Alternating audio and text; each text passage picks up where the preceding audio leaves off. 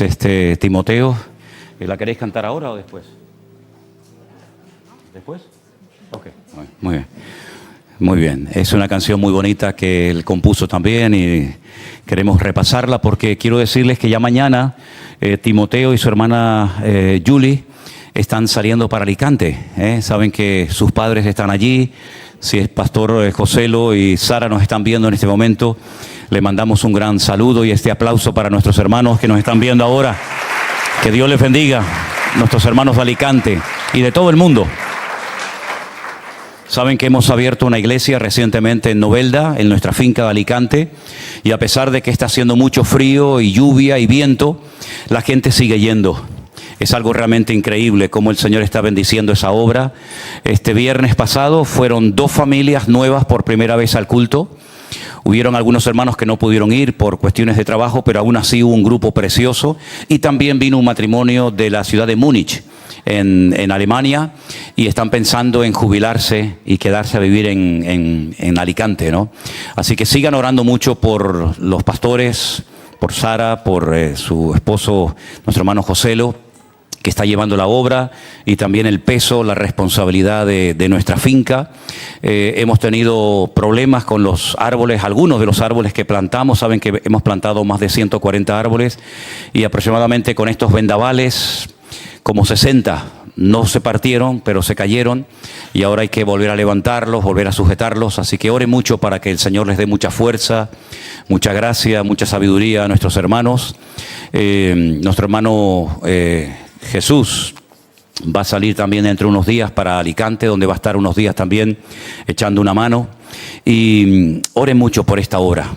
Yo estaba mirando todo el rato, yo muchas veces cuando estoy cantando me pasan unas cosas extrañas. Yo a veces incluso estoy predicando y estoy preparando mentalmente otro mensaje. Es una cosa rara que me pasa a mí, ¿no?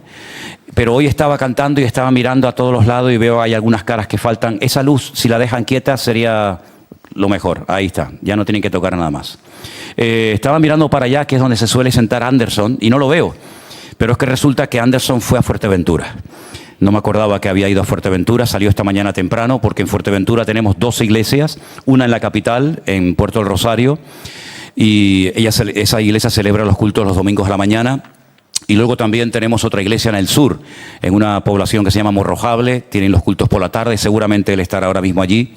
Saben que tenemos 2 pastores en Fuerteventura, nuestro hermano Alberto y también nuestro hermano Rey, pero Alberto y Damaris los hemos mandado durante 3 meses a visitar nuestras iglesias en la Florida, en los Estados Unidos. Ellos están bien, mandan saludos. Pido por favor a la iglesia también, por favor, que estén orando por ellos. Entonces, para apoyar un poquito a Rey, para que no se sienta solo con el peso de las 2 iglesias, pues hoy ha ido para allá Anderson y creo que ya viene mañana, ¿no?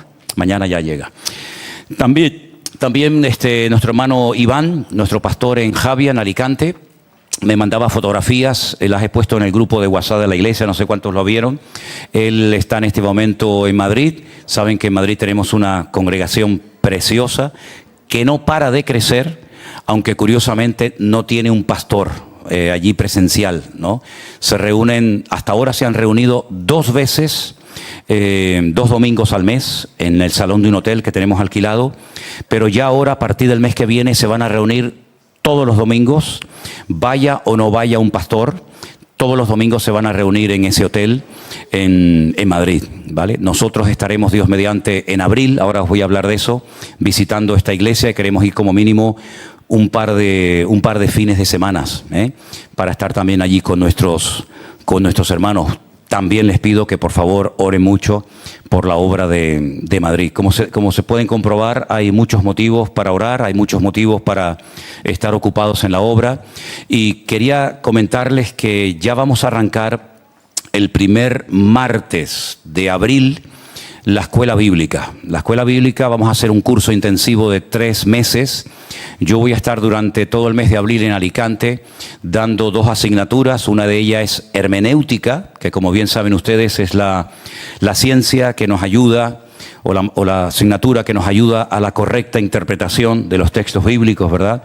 Respetando el contexto histórico, las costumbres, el lenguaje, etcétera, etcétera. Y también ese mes yo voy a estar dando homilética, que es lo que nos va a ayudar a compartir, a exponer el conocimiento adquirido. Luego, durante todo el mes de mayo, va a estar nuestro hermano Jerónimo dando también lecciones sobre el obrero, la obra y el carácter del obrero, extraordinaria asignatura. Y luego en el mes de junio vamos a tener una combinación, vamos a estar dando doctrinas básicas y fundamentales. Yo voy a viajar otra vez allí para dar todo lo que es el tema de escatología bíblica, todo lo que es Daniel y Apocalipsis, pero mucho más profundo que como se puede dar a veces en un culto. Después, 2 semanas va a estar nuestro hermano Alberto, que ya habrá llegado a Estados Unidos. Él seguirá con el curso de doctrinas, y después un pastor amigo nuestro estará también dando durante una semana evangelismo personal y relaciones personales, relaciones humanas.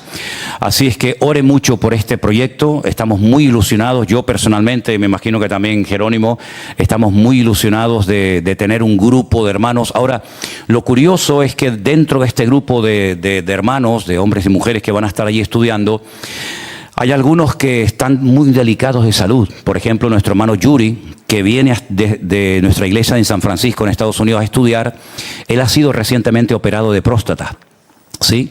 Tenemos también a nuestro hermano Gaspar, de Cataluña, que también va a ser operado, ahora Dios mediante, en el mes de marzo. Tenemos a... Espero que se queden con todos estos nombres. Tenemos a nuestro hermano Fernando, que vive en Andorra. Estuvimos en Andorra el verano pasado, fuimos a visitar a los hermanos allí. Él también está delicado de salud. Y seguramente hay otros casos que ahora mismo no... Sí, Marcela, al final hemos hablado, quiero que sepa la iglesia, que hemos hablado con Marcela y con Raúl. Entendemos que no es el momento ahora mismo para que viajen esos 3 meses a la finca, así que ellos no van a estar en la finca en esta primera, digamos, en este primer curso, ¿no? Pero hay otros hermanos también que están delicados de salud, y hoy me mandaban una fotografía, un grupo de hermanos preciosos que fueron a visitar al hospital a nuestra hermana Diana. Ustedes saben que ella está pasando también un momento muy delicado en su salud, y yo estuve hablando con ella el otro día por una videollamada, y bueno, la verdad es que es un poquito complicado, ¿no? Pero oremos mucho por ella. Nuestra hermana Mónica también, de Madrid, también necesita mucha oración, y otros hermanos que también están delicados de salud. Que el Señor traiga sanidad y fortaleza a su pueblo. Amén, hermanos. Que Dios nos ayude a estar siempre sanos, a estar siempre bien de aquí y de todo, para que podamos siempre ser eficaces, ¿no? Y servir al Señor. Tengo yo personalmente un anuncio especial, y algunos de ustedes a lo mejor se van a sorprender, porque no es mi costumbre, y de hecho no lo voy a hacer, pero por si acaso alguien me malinterpreta digamos, el objetivo. Yo no suelo pedir nunca dinero a nadie. Gracias a Dios no necesito pedirle dinero a nadie, y gracias al Señor Dios nos ha sorprendido, nos ha bendecido, y estamos bien en todos los sentidos. Pero hay hermanos que quieren asistir a la escuela bíblica y van a dejar sus trabajos. ¿Saben? Hay hermanos que van a dejar sus trabajos durante 3 meses y no van a entrar entradas en sus hogares para que ellos puedan ir a estudiar. Y son unos cuantos, Tenemos nuestro hermano Domingo de Holanda, que va a ir a estudiar. Tenemos 2 hermanos de Fuerteventura también que van a ir a estudiar. Y yo quisiera, a todos los que me están viendo en este momento por las redes, y a todos los que están aquí presentes, si hay alguien en su corazón que no va a ir a estudiar porque no puede, o porque no quiere, o por el motivo que sea, pero el Señor pone en tu corazón el deseo de apadrinar, de ayudar a alguien para que pueda ir a estudiar, sería una bendición tremenda. Que tú dijeras: mira, yo no puedo ir a estudiar, tal vez por mis hijos, por mi edad, por mi trabajo, por lo que sea, pero yo quisiera ayudar a uno, o a 2, o a 3, o a 4, o a todos, para que puedan ir a estudiar. Le estamos cobrando única y exclusivamente 200 euros a los estudiantes, pero eso es lo que va a cubrir es la comida, ¿no?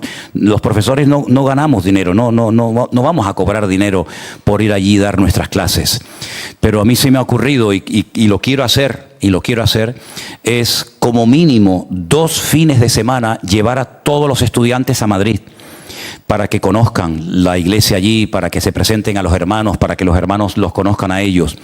Y tenemos que alquilar habitaciones, tenemos que gastarnos gasolina, son más de 400 kilómetros de donde estamos a Madrid y luego ida y vuelta, tenemos que comer. Hemos averiguado y hay habitaciones para 2 personas y el precio de la habitación son 70 euros. Tenemos que estar 2 noches, la noche del sábado y la noche del domingo. Y después viajaríamos otra vez el lunes y ya ese día tendríamos que poner las clases por la tarde porque llegamos prácticamente con el tiempo muy justo, ¿no? Entonces necesitaríamos hermanos o hermanas o familias de los que están aquí presentes o de los que me están viendo ahora, que si el Señor pone en tu corazón apadrinar, ayudar a uno de estos estudiantes para que puedan ir a estudiar, ponte en contacto con nosotros, es muy fácil, hay correos, hay teléfonos, etcétera, y me dices, yo quiero apadrinar a un alumno o a 2 durante 1 mes, 2 meses, 3 meses. Cuando yo estuve en la escuela bíblica y estuve 3 años, no eran 3 meses, fueron 3 años, los 2 primeros años yo tenía que trabajar, yo estudiaba por la mañana y trabajaba por la tarde, pero el tercer año, un hermano, una familia de Estados Unidos que nunca llegué a conocer, ellos sintieron en su corazón ponerse en contacto con el pastor, que era el director de la escuela bíblica, y me pagaron el último año. Así que gracias al Señor no tuve que trabajar el último año, sino que ya incluso podía también ir por la tarde y estudiar, no solamente por la mañana. Así que sería maravilloso, de verdad, sería maravilloso que cualquier hermano de la iglesia, de los que nos están viendo, de los que están aquí presentes, si sientes en tu corazón ayudar con este proyecto a alguien para que pueda ir ahí a estudiar, oye, háblate conmigo, ponte en contacto con nosotros a través del correo, del teléfono, y va a ser algo realmente extraordinario. Y si no viene la ayuda por aquí, pues seguro que vendrá por otra parte. De eso no me cabe la menor duda. Amén, hermanos. Bueno, los niños, por favor, ya pueden pasar a sus clases de la escuela dominical. Creo que ha quedado bien claro el anuncio que se ha dado para todas las familias, para que puedan asistir a ese día especial. Y como todos los años, sin lugar a dudas, va a ser un tiempo de mucha bendición. Los demás nos quedamos aquí. Si les parece, vamos a orar un momentito al Señor. Antes quisiera dar la bienvenida. Me pasaron un papel, aquí, perdón. Me pasaron un papel con algunos nombres de hermanos, de personas que nos están visitando esta noche por primera vez. Tenemos 3 personas de México. Qué bonito, ¿no? 3 hermanos de México.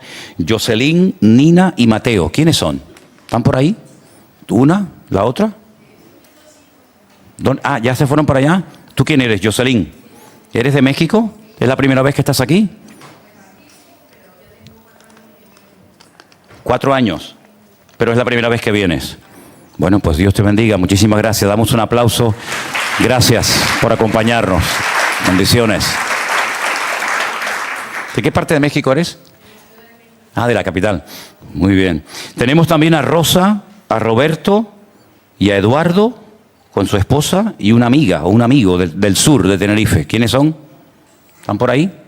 ¿Por allá? Rosa, Roberto y Eduardo. ¿Ustedes es la primera vez que vienen? ¿Cómo vinieron? ¿Quién los trajo? Bueno, nosotros somos, yo y mi esposa, somos creyentes desde hace 60 años. Ah, qué bueno, qué bueno. Yo ya había nacido, ¿eh? Ya había nacido, ¿eh? Ah, sí.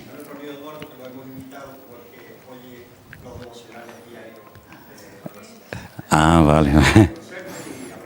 Bueno, pues después nos saludamos personalmente. Un aplauso a los hermanos. Dios les bendiga. Gracias, hermanos, por acompañarnos. Amén. Amén. En esta iglesia de momento se pueden dar aplausos. Me acuerdo que fuimos a predicar un año a Orlando, a la iglesia bautista del tío de Elena.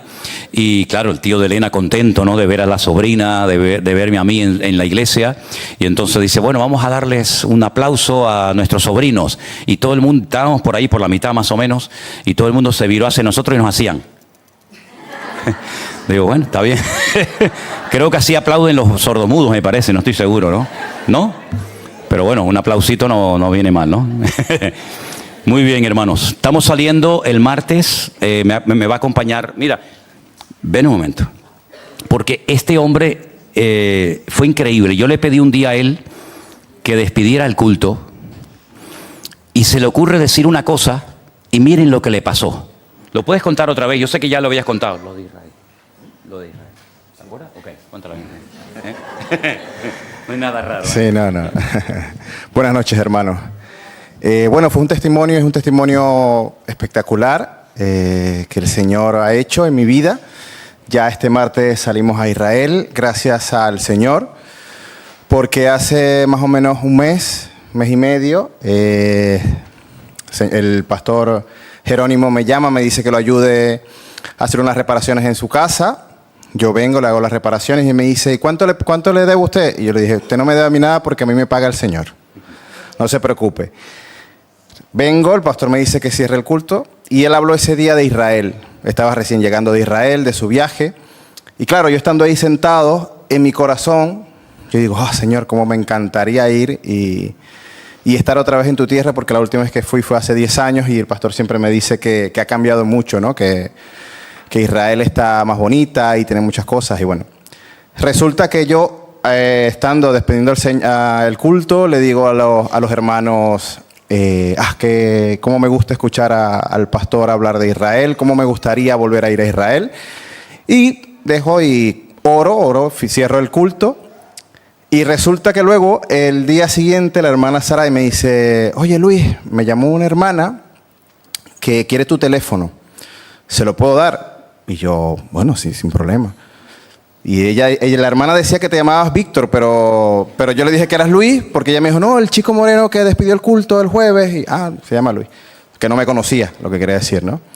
Resulta que me llama la hermana, que seguro está viendo, y me dice que ha sentido en su corazón regalarme el viaje para Israel.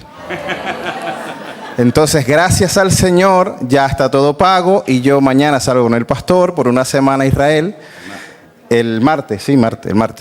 El martes salgo para Israel y bueno, estaré por allá. Y lo hermoso del Señor, ¿no? Que cuando nosotros nos deleitamos, el Señor concede las peticiones de tu corazón y eso fue lo que el Señor mostró. Yo creo que Él se merece un fuerte aplauso. Y a Él sea toda la gloria y toda la honra. Amén.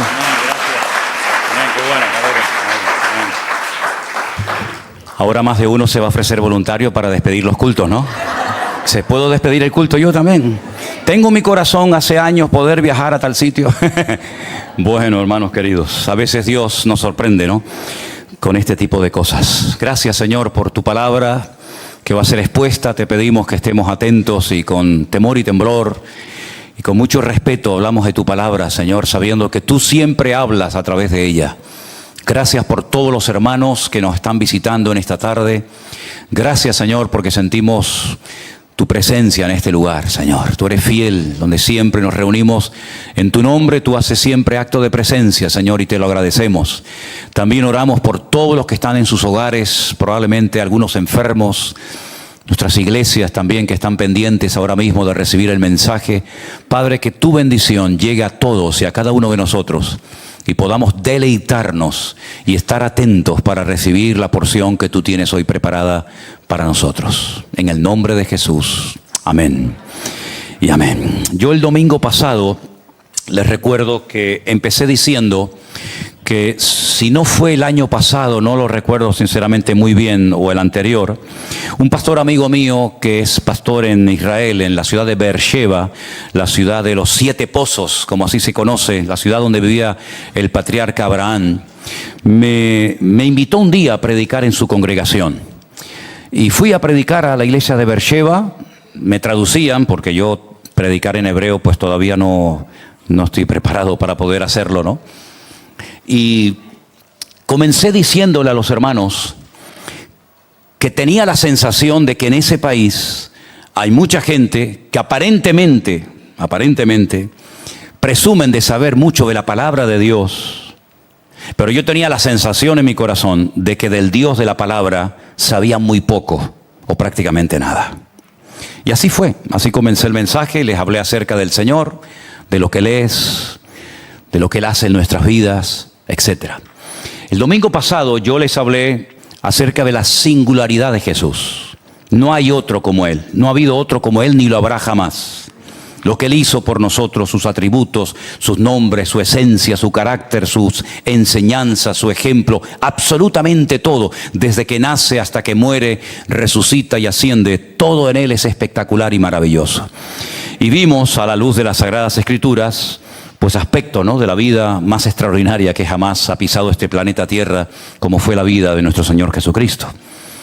Pero pensando en todo esto, ¿cuánta ignorancia hay acerca de lo que conocemos como el Espíritu Santo?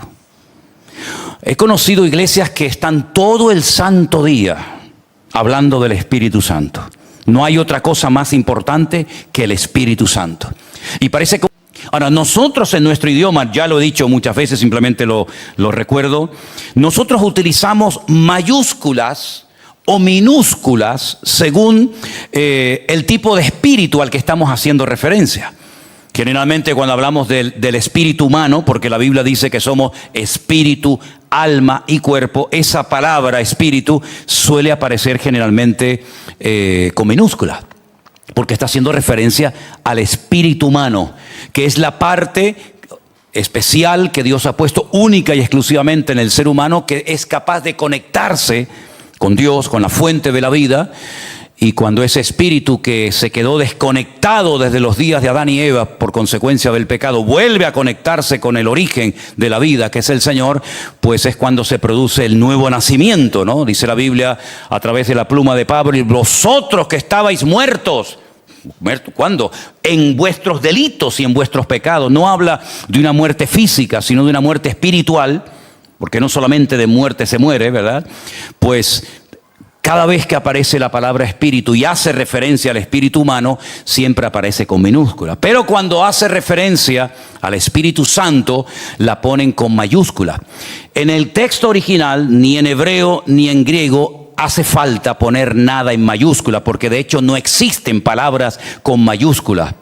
Yo el texto griego no lo conozco, pero el texto hebreo sí lo conozco muy bien, y os puedo asegurar de que la palabra Espíritu Santo no es necesario ponerle una letra mayúscula, primeramente porque no existe, y en segundo lugar porque hay una palabra específica para hablar del espíritu humano y una palabra específica para hablar del Espíritu Santo, y no hay género de duda cuando se habla de uno o se habla de otro. Ahora, a lo largo y ancho de toda la Biblia encontramos que al Espíritu Santo se le dan otros nombres. Y no es que haya muchos espíritus, no, sino que el nombre describe la esencia, la función, el ministerio, es decir, lo que hace en la vida del ser humano. Pero es que lo mismo pasa con Dios, lo mismo pasa con el Señor Jesucristo. Cuando hablamos de Dios, me acuerdo una vez que pusimos aquí en la iglesia hace años los distintos nombres que la Biblia le da a nuestro Dios. Y algunos se quedaron sorprendidos porque no sabían que a Dios se le podía llamar El Shaddai, o se le podía llamar Adonai, o se le podía llamar Elohim, o se le podía llamar Yahweh o Yahvé o Adonai o Jehová, como en algunas traducciones, ¿verdad? Y vimos todos los nombres de Dios, el mismo Dios con diferentes nombres. Y lo mismo pasa con la figura del Señor Jesucristo. Admirable, consejero, Dios fuerte, Padre eterno, Alfa y Omega, Príncipe de paz, etcétera, etcétera. Con el Espíritu Santo pasa exactamente lo mismo. Y repito, no es que hayan varios espíritus, sino que las funciones que cumple es imposible aglutinar en un solo nombre todo lo que Él es y todo lo que Él hace. Desde el primer libro de la Biblia, que es el Génesis, que encontramos la primera referencia del Espíritu de Dios. Dice en nuestra versión en español que en el principio creó Dios los cielos y la tierra.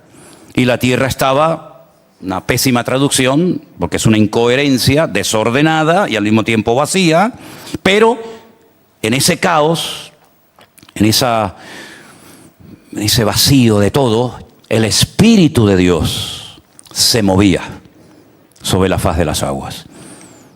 Pero nosotros no encontramos la expresión Espíritu de Dios hasta el versículo 2, pero es que ya en el versículo 1, aunque en español no se ve, ya vemos que está ahí, porque el primer nombre que aparece en la Biblia para definir o para hacer referencia a Dios es un nombre que aparece en plural. Nosotros tenemos Dios en mayúscula y dioses en minúsculas, pero en hebreo no hay mayúsculas, ni solamente hay un tipo de letra. Y dice, Bereshit bara Elohim et hashamayim vet haaretz. Y el primer nombre que aparece en la Biblia para hacer referencia a Dios está en plural masculino, porque termina en im. Y toda palabra, todo término en hebreo que termina así con una letra yod, mensofit, im, es masculino plural. Y todo lo que termina en ot es femenino plural. En este caso es Elohim, que también se podía haber traducido por la palabra dioses. De hecho, ya lo dije también en una ocasión, simplemente es a modo de introducción, que el nombre de Dios que se emplea ahí, que es Elohim, en los 10 mandamientos se traduce por la palabra dioses. Nosotros tenemos, no tendrás dioses ajenos delante de ti. En hebreo dice, lo yiyeh leja Elohim al panay. Lo yiyeh, no tendrás Elohim, dioses, al panay, delante de tu rostro. Y entonces el mismo nombre, Elohim en Génesis 1 y Elohim en los 10 mandamientos. Pero en el contexto de la idolatría se traduce como dioses y en el contexto de la creación se traduce como Dios. Así que vemos que tanto Dios como el mismo Señor Jesucristo reciben muchos nombres. Algunos le llamaban el Hijo de David, otros le llamaban el Hijo de José. Y tenemos muchas expresiones para hablar del Señor. Pero vamos a empezar por la primera. En Juan 14, versículo 26. Juan 14, versículo 26, dice la palabra de Dios, mas el Consolador, el Espíritu Santo, a quien el Padre enviará en mi nombre, Él os enseñará todas las cosas y os recordará todo lo que yo os he dicho. Fijaros que en ese versículo 26 aparecen 2 nombres para definir al Espíritu Santo. Uno, valga la redundancia, Espíritu Santo, y otro, Consolador. El Consolador era un personaje que acompañaba al preso, que acompañaba al condenado para darle consuelo, para darle ánimo cuando iba a ser sentenciado, cuando iba a ir ante un juez. Y ese es el término paracletos que se emplea, ¿verdad?, para decirnos que el Espíritu Santo, el Espíritu de Dios, que también es un espíritu que viene a nuestra vida para consolarnos, recibe ese nombre, porque tiene también esa función en la vida del creyente. Primer nombre que estamos viendo en esta tarde. Dicho sea de paso, si no tuviéramos el Nuevo Testamento, ya podríamos hablar del Espíritu Santo, pero la información que el mismo Señor Jesucristo y que el Nuevo Testamento nos da sobre el Espíritu Santo es impresionante, realmente. Tenemos en Génesis capítulo 1, versículo 2, como ya os acabo de decir, la expresión Espíritu de Dios. La tierra estaba desordenada. La primera vez que se tradujo por un sacerdote católico, por cierto, cartujano de Sevilla, este texto al castellano, él no puso la palabra desordenada, sino desadornada. La tierra estaba desadornada. Le regalé un facsímil a Jerónimo el otro día de una copia exacta de la primera Biblia que se tradujo en el siglo XVI, del castellano antiguo al español, ¿no? Y bueno, creo que le hizo mucha ilusión. Y ahí aparece que la tierra estaba sin adornos y estaba vacía, pero en ese caos estaba el Espíritu de Dios moviéndose. En Isaías capítulo 61, verso 1, recibe otro nombre, el mismo Espíritu, pero otro nombre. Y fíjense qué interesante, porque dice, el Espíritu de Jehová, el Señor. La palabra Jehová en nuestras Biblias hace referencia al nombre propio de Dios. En las versiones católicas, generalmente que se llaman nácar colunga, aparece la palabra Yahvé, ¿sí? Entonces en nuestras Biblias dice que el Espíritu de Jehová, o el Espíritu de Yahvé, el Señor, está sobre mí porque me ungió Jehová, me ha enviado a predicar buenas nuevas a los abatidos, vendar a los quebrantados de corazón, publicar libertad a los cautivos y a los presos, apertura de la cárcel. Esa fue la lectura que leyó el Señor Jesucristo y Él dice, hoy se ha cumplido esta escritura delante de vosotros. Es decir, Él tenía, por así decirlo, una unción. De hecho, uno de los nombres que Él tenía, o mejor dicho, uno de los títulos que a Él se le dio fue el de Cristo. La palabra Cristo viene del griego, pero realmente era Mashiach, que significa el ungido, al que se ungía para cumplir una función específica. Y al que lo ungió a Él fue el mismísimo Espíritu de Dios. Romanos 8:9. Voy a ir avanzando para no leer todos los textos, para los que están tomando nota. Se le llama a ese Espíritu Santo Espíritu de Cristo, porque ese Espíritu habitó primeramente en la vida del Señor Jesucristo. En Juan 16:13 se le conoce como el Espíritu de verdad. En Romanos 8:2 se le conoce como el Espíritu de vida. Espíritu de gracia aparece en el texto de Hebreos 10:29. En Romanos 1:4 se le llama espíritu de santidad. Fíjense todo lo que hace, todas las funciones específicas que cumple la presencia del Espíritu Santo en la vida de un creyente. En Hebreos 9:14 se le llama el Espíritu eterno, ¿verdad? Porque no es creado, sino es eterno porque es Dios. Espíritu de adopción, Romanos 8:15, y finalmente también hay otro nombre que se le da en Primera de Pedro, capítulo 4, verso 14, que es Espíritu de gloria. Cada uno de estos nombres nos llevarían semanas a estudiarlo, ¿eh? ¿Por qué se le llama al Espíritu Santo Espíritu de vida? ¿Por qué se le llama Espíritu de adopción? ¿Por qué se le llama Espíritu de verdad? Cada uno de estos nombres cumple una función específica, porque, repito, es prácticamente imposible en castellano, con un solo nombre, dar una explicación amplia de todas las funciones que el Espíritu Santo cumple en nuestra vida. Pero sí quiero que tomen nota de esto. Él estuvo presente en la creación. No es que vino en el Nuevo Testamento a través de Cristo, como por ejemplo algunos dicen en el famoso día de Pentecostés. No. El Espíritu Santo siempre estuvo. Desde Génesis 1 hasta la amén de Apocalipsis.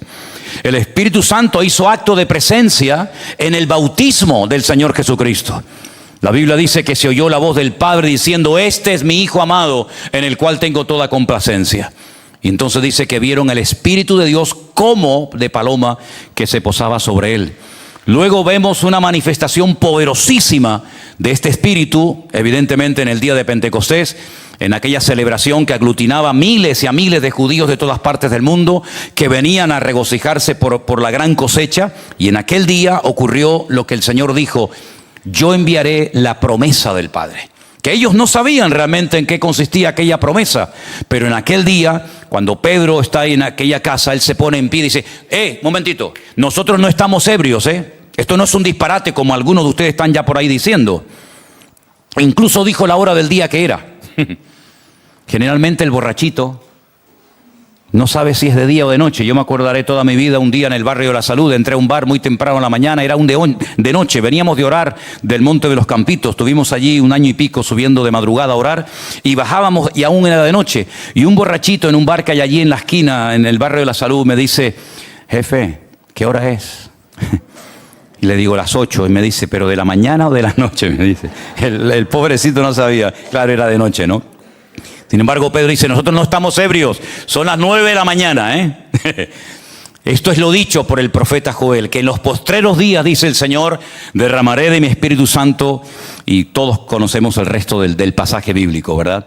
Así que estuvo en el día de Pentecostés, y es algo que tenemos que tener muy claro. Y Pablo dijo, y es una expresión que a mí me llama mucho la atención, porque Pablo dijo en varias ocasiones: hermanos, no quiero que ignoréis, Usted puede ignorar otras cosas, pero esto no quiero que lo ignore: que vuestros cuerpos son el templo del Espíritu Santo de Dios, el cual mora con vosotros. ¿Cuántos dicen amén? En aquella época, en aquella cultura grecorromana, se creía que el cuerpo, que la materia, era algo malo.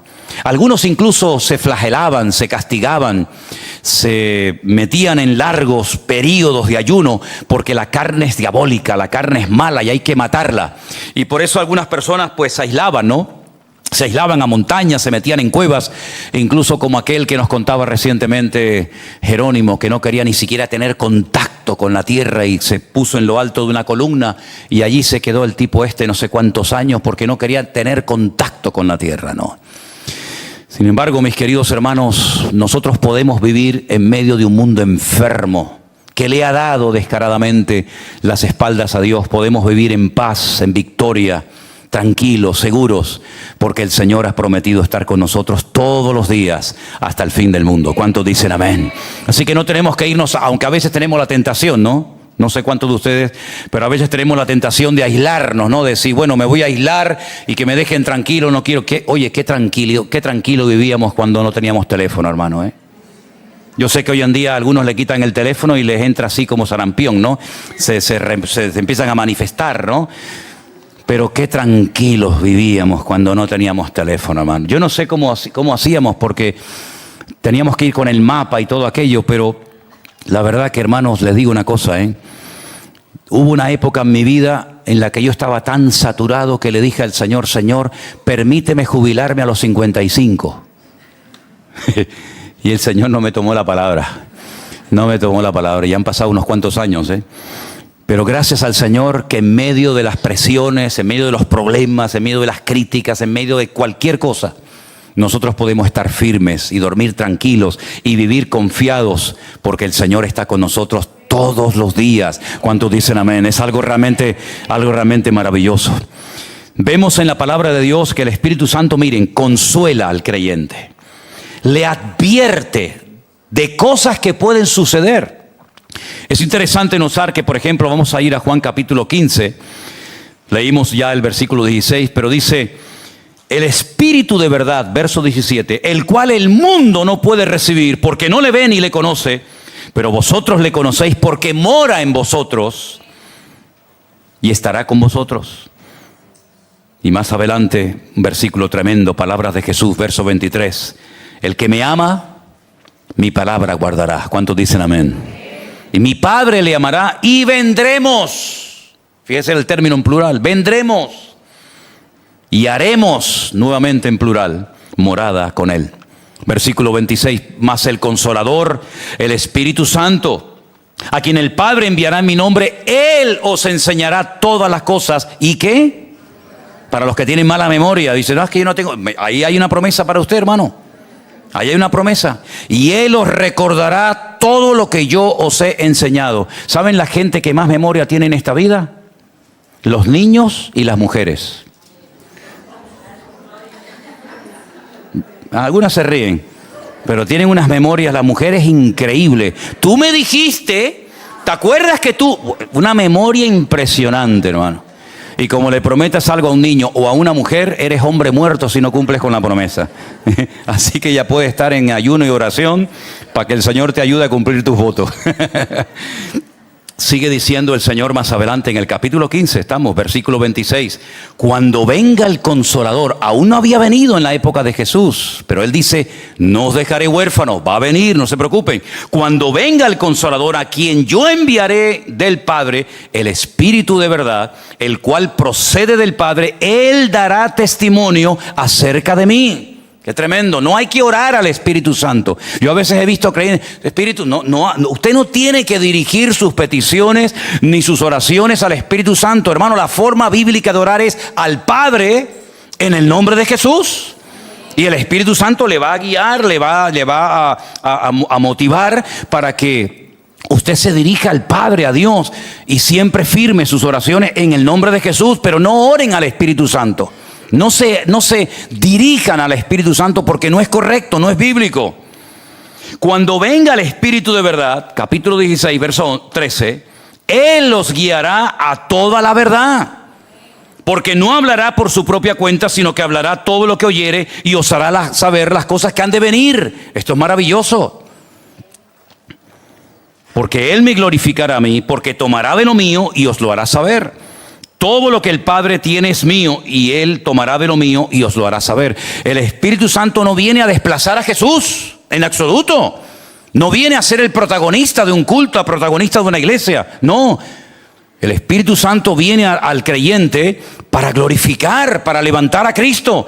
Para que el fruto del Espíritu, ¿qué es el fruto del Espíritu? Es la vida de Cristo en nosotros. Son las características de su carácter: amor, gozo, paz, paciencia, benignidad, fe, mansedumbre, templanza. Así era Cristo. Era el amor personificado, la fe personificada. Era lo más completo que jamás podíamos habernos imaginado. Pues ese Espíritu de Cristo, ese Espíritu de Dios que mora en nosotros, comienza a moldearnos, comienza a cambiar nuestra forma de pensar, nuestra forma de tomar decisiones, nuestra forma de reaccionar frente a la vida. Y comienza a levantar, no a Él, a Cristo en nosotros. De tal manera que la gente pueda ver, poco a poco y con el paso del tiempo, ese cambio, esa naturaleza transformada por el poder de Dios. Amén, hermanos. Pero no es que Él viene y desplaza a Cristo. No. Él viene a glorificar al Señor. Él viene a guiarnos a toda la verdad. Hace muchos años me dejaron un libro que se llamaba, si no recuerdo mal, Pentecostales Católicos. Fíjate tú qué mezcla, ¿eh? ¿Qué mezcla? Pentecostales católicos. Ni pente ni cólicos, ¿no? Y comencé a leerlo, lleno de disparates, evidentemente. Había personas que testificaban en el libro que desde que se habían acercado al Señor y según ellos habían sido muy llenos del Espíritu Santo, sentían mucho más amor por la Virgen María. Ese no es el Espíritu de Dios. El Espíritu de Dios dice que os guiará a toda la verdad. ¿Cuántos dicen amén? No nos va a llevar a sensaciones raras. Imagínense que alguien apareciera por aquí, por la iglesia, y dijera, vengo con una revelación nueva. El Espíritu Santo me ha puesto en mi corazón que traiga una enseñanza nueva a la iglesia. Bueno, es que aquí ni entra. De la puerta de cristal para adentro no pasa. Eso se lo aseguro. Eso me pasó a mí en el barrio de la Salud hace muchos años, cuando vino un señor con otro y me dicen, hay un señor ahí que quiere hablar contigo. Entonces digo, bueno, espera, dile que se espere un tito que ahora voy y lo atiendo. Cuando me acerqué a él, le digo, hola, buenas tardes, ¿en qué puedo servir? Le dice, soy Jesucristo. Digo, bueno. Digo, mira que me caen tíos raros a mí, de verdad, Señor. Yo no sé lo que tengo, pero todos los raros me caen a mí, ¿eh? Y yo digo, bueno, pues yo soy Manolo Sierra, mucho gusto. ¿Qué quiere? No, porque... Y me empezó a decir una serie de disparates y lo cogí así por el hombro. Digo, mira, escúchame una cosa. 3 segundos te doy para que salgas de aquí. 3 segundos, ¿eh? Y le empecé a apretar. Y le dice al otro, ¿ves? De todos lados nos echan. ¿Cómo va a venir un tipo haciéndose pasar por Jesucristo para dar una enseñanza nueva a la iglesia? Es un disparate, eso es una herejía. Es lo que dice la Biblia, y muchos vendrán en mi nombre. Y a muchos se engañarán, pero a nosotros no. No porque seamos más guapos que nadie, sino porque tenemos la base, que es la palabra de Dios, y lo que no entra por la palabra de Dios, aquí no entra, porque Él viene a traer verdad y no viene a traer mentira ni rollo raro al cuerpo de Cristo. ¿Cuántos dicen amén? Aleluya, gloria a Dios. Ahora los que vayan conmigo a Israel tienen que tener cuidado, ¿saben? Porque allí hay una cosa que se conoce con el nombre del síndrome de Jerusalén. Generalmente le suele dar a un tipo de mujeres, no voy a decir cuál, yo sé cuáles son. Pero hay un tipo de mujeres que a algunas les suele dar el síndrome de Jerusalén. Y me dijeron la última vez que estuve en Israel, ahora en noviembre, diciembre, que hay un hospital psiquiátrico lleno. Lleno. Oye, a mí me gustaría visitar ese centro psiquiátrico, honestamente. De gente que le dio el síndrome de Jerusalén. Una noche estoy yo en la explanada del Muro de los Lamentos y veo venir a lo lejos un señor con una barba tan grande que la tenía que cargar así. Unos pelos, venía descalzo con una túnica estilo así Jesucristo de la época y se me acerca, me hablaba español precisamente y se me acercó, digo, otro raro más, bendito sea Dios, otro más, pero ¿esto qué es? Y se me acerca y me dice, hola, buenas noches, soy el profeta Elías. Dijo, bueno, vamos, dejamos la historia ahí para no seguir. Oye, ¿se dan cuenta, hermanos, cómo en los últimos tiempos tenemos que estar con los ojos abiertos y dejarnos de superficialidad y dejar la ingenuidad aparcada afuera y darnos cuenta de que el enemigo lo que quiere es arrancarte de la verdad, meter verdades con medias mentiras? Cuando dice la palabra de Dios que Él es el camino, la verdad y la vida, y que el Espíritu Santo viene a glorificar a Cristo, a levantar en alto el nombre de Jesús, no a levantar al pastor. ¿Qué más quisiera yo pasar desapercibido? Los que me conocen de hace muchos años, a mí no me gustaban las fotos, no me gustaban las aglomeraciones, me gustaba andar a mi aire. Lamentablemente vemos hoy en día que en las iglesias a veces se levanta más la figura del pastor, del predicador, ahora de los apóstoles, etcétera, que del mismo Señor Jesucristo, mi hermano.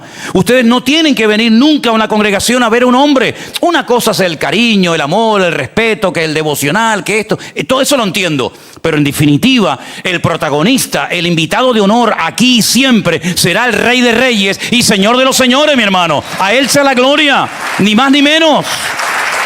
Ni más ni menos, aleluya.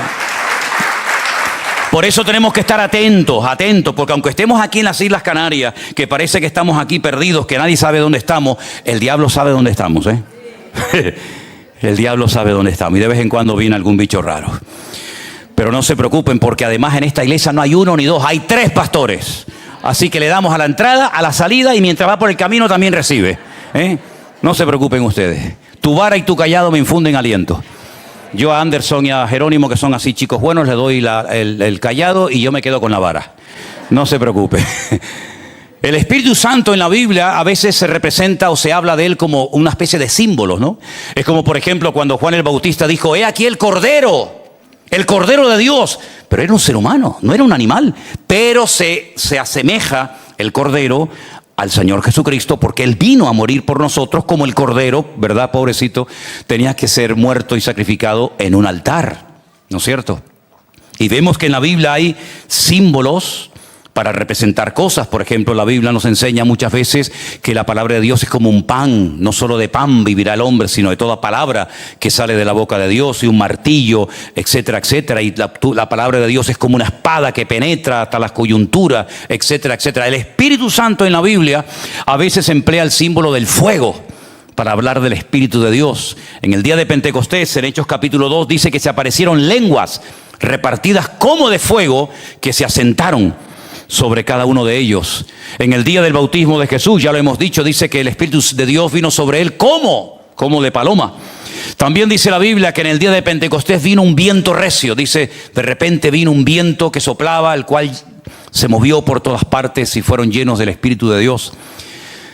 Dice la carta de Pablo a los Efesios que hemos sido sellados, hemos sido marcados con el Espíritu Santo de Dios. Es decir, hay una marca indeleble, una marca que no se ve con los ojos de la carne, pero el Señor sabe que somos de Él. Por eso tal vez, ¿no les parece?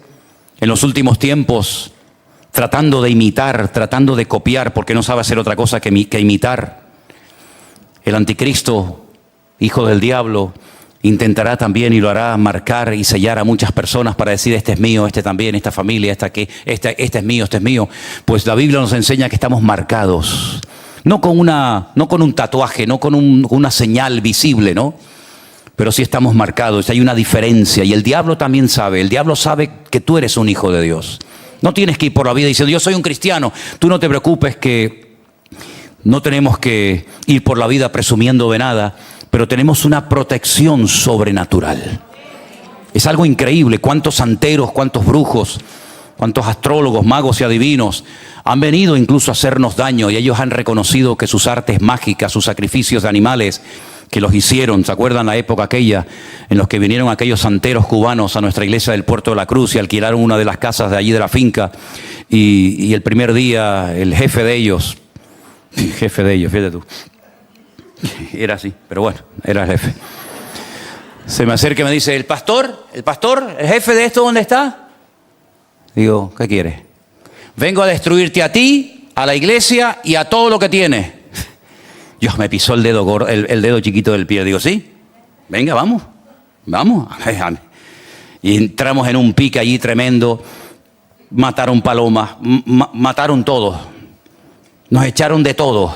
Y al final, ¿qué pasó? Se cumplió lo que el Señor nos puso en el corazón decirle: de aquí a poco se irán, pero no se van a ir como vinieron. Se van a ir peleados, divididos, arruinados, y nunca más los volveremos a ver. Y así fue, desaparecieron. Y ahora esa casa que ellos tenían, ahora resulta que hay unas hermanas viviendo allí en aquella propiedad.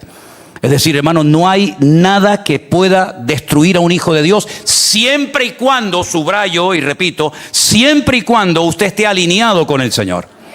Ahora, si tú eres una cosa aquí adentro y una cosa muy diferente fuera, amigo, entonces las cosas cambian. Pero si usted está en orden, en obediencia, en santidad, haciendo las cosas decentemente y con orden, delante de Dios y también, como no, delante de los hombres, entonces usted puede dormir tranquilo. Usted no tiene que tenerle miedo a nada ni a nadie, porque el Señor va a protegerle. Dice que el ángel de Jehová acampa alrededor de los que le temen y los defiende. Luego nos vendrán a atacar, pero no te preocupes, que tenemos a alguien que nos defiende. Por un camino vendrán, y dice la Biblia, y por 7 huirán. Porque mayor es el que está en nosotros que el que viene contra nosotros. Por lo tanto, mis queridos hermanos, nosotros tenemos que tener la tranquilidad, la seguridad que pase lo que pase y venga lo que venga, el Señor siempre estará a nuestro lado.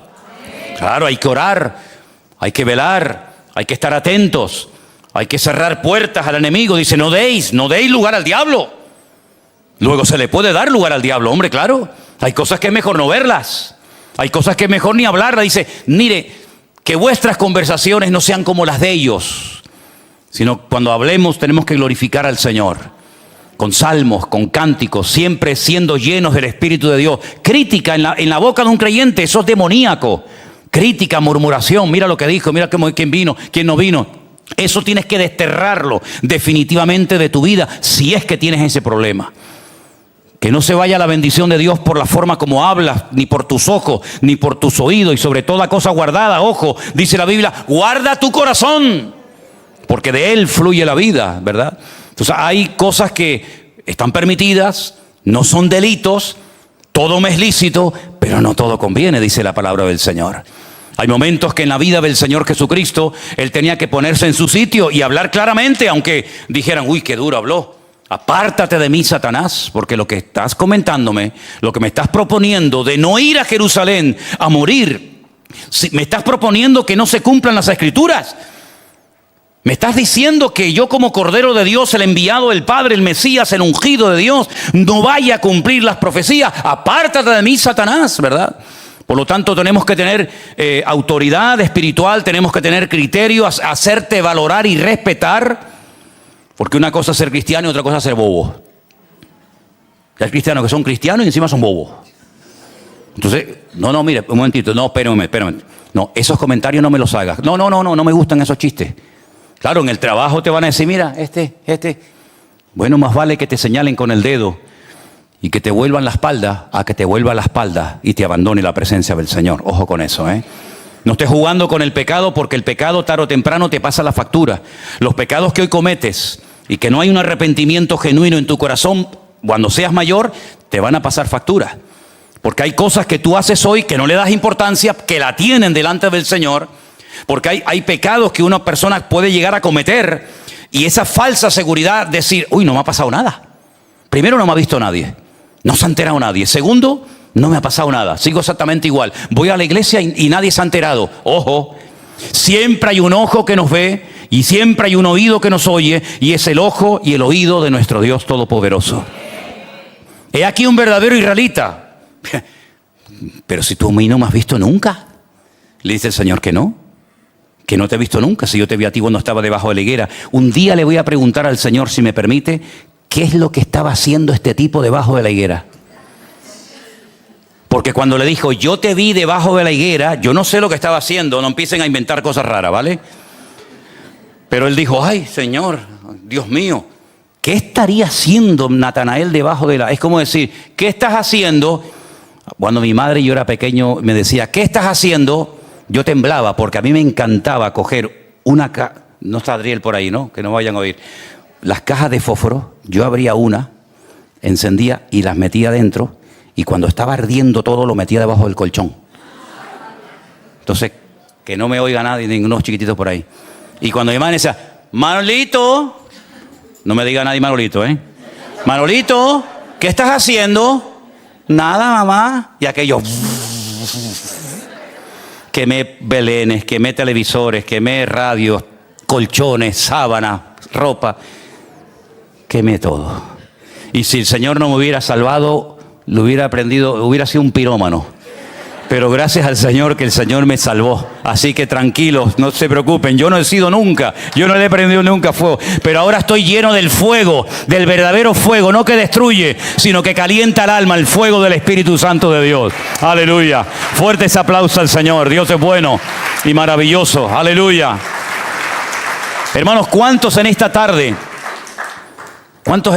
primero le dan gracias al Señor como creyentes de tener al Espíritu Santo en su corazón? A ver, levante su mano. Es un privilegio tremendo. Mire, yo me crié, y esto lo digo desde la seriedad, pero al mismo tiempo de la tristeza. Porque yo me crié en una denominación donde se decía y se enseñaba que no todos los creyentes tienen el Espíritu Santo. Qué triste esto, Dios mío. Qué triste esto. Qué herejía. A veces decimos barbaridades y nos quedamos tan panchos y no nos damos cuenta de que estamos diciendo una auténtica herejía. Se decía que hasta que una persona no hablara en lenguas, no tenía el Espíritu Santo de Dios en su vida. Yo creo en todos los dones del Espíritu Santo, por si alguien se está preguntando, y yo creo en todo lo que dice la Biblia. Pero en lo genuino, En lo genuino, no en lo inventado, no en lo que viene como presión, sino en las cosas genuinas de Dios, creo en todas, absolutamente. creo en milagros, creo en señales, creo en prodigios, creo en los dones del Espíritu Santo, creo en todo lo que dice la palabra de Dios y más. No hay nada que haya caducado en absoluto. Pero ¿saben una cosa, mis queridos hermanos? Eso no es cierto. La Biblia dice, por un mismo espíritu hemos sido todos bautizados en un cuerpo. Cuando alguien nos predicó la palabra en una campaña, en la radio, en televisión o donde fuera, el Espíritu Santo de Dios tomó esa palabra y trajo convicción a nuestro corazón. Porque dice que cuando Él viniera, Él convencería al mundo de pecado, de justicia y de juicio. Y eso es lo que nos pasó a nosotros. Algo pasó en nuestra vida, que aquella predicación era mucho más que las palabras de un hombre. Era una espada que el Señor estaba utilizando en aquel momento para traspasar mi alma y para reconocer que delante de Dios era un pecador y que estaba perdido y que por mucho que tuviera, yo estaba destituido de la gloria de Dios por la eternidad. Y el Espíritu Santo trajo convicción a mi vida. Bueno, hay gente que llora, otra gente no llora, eso ya depende de cada uno. Pero lo que está bien claro es que yo entendí que yo no estaba bien delante de Dios y que si yo moría en aquel momento, que podía haber muerto, porque muchas veces estuve a punto de morir, yo me iba a condenar por la eternidad. Y le pedí perdón a Dios por mis pecados. Y en ese momento el Espíritu Santo, nuestro Señor Jesucristo y Dios el Padre, vino a mi vida y a la vida de toda persona que ha nacido de nuevo. Luego las experiencias que usted pueda o no tener con el Señor, eso ya es cuestión personal y suya, mi hermano. Pero que se le diga a una persona creyente, lavado, comprado por la sangre de Jesucristo, cuyo nombre está escrito en el libro de la vida, que no tiene al Espíritu Santo, entonces ¿a quién tiene en su corazón, mi hermano? ¿Tiene aire? ¿Le metieron aire? Vendremos y haremos morada en vosotros. Y Pablo dice, y no quiero que ignoréis esto, porque en aquella época, hermanos queridos, esto era una auténtica revolución, tanto para gentiles como para judíos. ¿Por qué? Porque ustedes tienen que saber, y concluyo con esto, que en aquella época había una mentalidad que decía, Dios no vive en el corazón de nadie. Es que lo siguen creyendo hoy en día. ¿Dónde vivía Dios? En un lugar específico llamado el Templo de Jerusalén, en el lugar santísimo. Y ellos tenían como una especie de círculos concéntricos. El más cercano a Dios, el lugar santísimo, donde estaba el arca de la alianza. Un poquito más afuera estaba el lugar santo, donde estaba la menorá, donde estaba la mesa de los panes, el altar del incienso. Otro círculo, el atrio, donde estaba el altar del sacrificio, el lavacro. Otro círculo, el atrio exterior. Otro círculo, la ciudad de Jerusalén. Y así iban ampliando el radio de acción. Y entonces cuando un profeta, fíjense la mentalidad como era, cuando un profeta de Dios, siervo de Dios, recibe un llamado para ir al extranjero a predicarle a gente que no son judíos la palabra de Dios, él dice, no, yo no quiero ir allí, porque si ellos oyen la palabra, se van a arrepentir de sus pecados y Dios los va a perdonar. Y yo no quiero que ellos se arrepientan para que Dios los perdone. Qué predicador más raro tú. Qué predicador más raro. Y entonces dice que él huía de la presencia de Dios. Pero ¿cómo vas a huir de la presencia de Dios si tú has leído un salmo que Jonás se lo tenía que saber de memoria, que dice, ¿dónde huiré de tu presencia? ¿Dónde me escondo de Dios? Adán ya lo intentó y Dios sabía dónde estaba. Pero él pensaba que cuanto más lejos se fuera de Jerusalén, y si venía rumbo a España, como estaba Tarsis en aquella época aquí, ya Dios no estaba. Pero esa mentalidad ya no va más, hermanos. El Señor está en todas partes y en todos y cada uno de nosotros.